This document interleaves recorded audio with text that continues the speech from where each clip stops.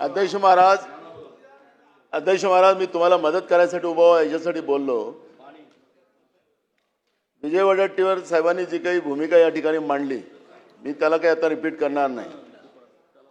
सभागृहात बसलेले मंत्री असतील, आमदार असतील, सगळे दोन्ही बाजूचे, इव्हन महाराष्ट्रातली जनता असेल, अध्यक्ष महाराज या भोंदूबाबामुळे महाराष्ट्राची बदनामी झालेली आहे। महाराष्ट्राची बदनामी झाली अध्यक्ष महाराज।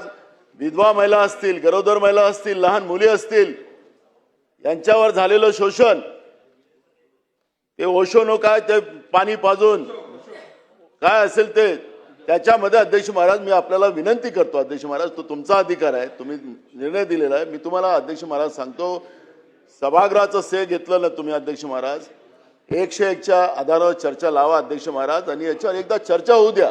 मी तुम्हाला विनंती करतो अध्यक्ष महाराज, या पापामध्ये त्या खुर्चीचा कुठेही संबंध येत नाही।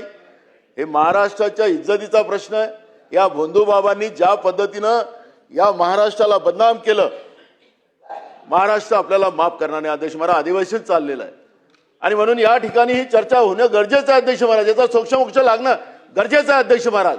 कोणी पाणी दिलं, काय झालं त्याच्यावर सगळी चर्चा झाली पाहिजे अध्यक्ष महाराज। पण मी काय झालं त्याला मी काहीच नाही माझा तर तुम्हाला सवाल आहे, माझा सवाल आहे, महिला अध्यक्ष ज्या होत्या चाकणकरला त्यांना राजीनामा दिला, मग ज्यांचे फोटो आले त्यांनी राजीनामे द्यावेत ना अध्यक्ष महाराज। मला त्याच्यावर चर्चेत जायचं नाही। मी अध्यक्ष महाराज तुम्हाला मदत करायला उभा हो। महाराष्ट्राच्या इतिहासाला तुम्ही सगळं सांगितलं, मला कशी मदत करणार आहात ते अजून सांगितलं नाही। 101च्या खाली चर्चा लावा, सगळं नको घ्यायला लागेल अध्यक्ष महाराज। मी तुम्हाला मदत करायला उभा। 101च्या चर्चा आता चालू करा अध्यक्ष महाराज, अल्पचर्चा करा अध्यक्ष महाराज, पण हा प्रश्न निकाली लावा अध्यक्ष महाराज, नाहीतर आपल्याला माफ नाही करणार अध्यक्ष महाराज। ठीक आहे, चला सन्मान्य भास्कर।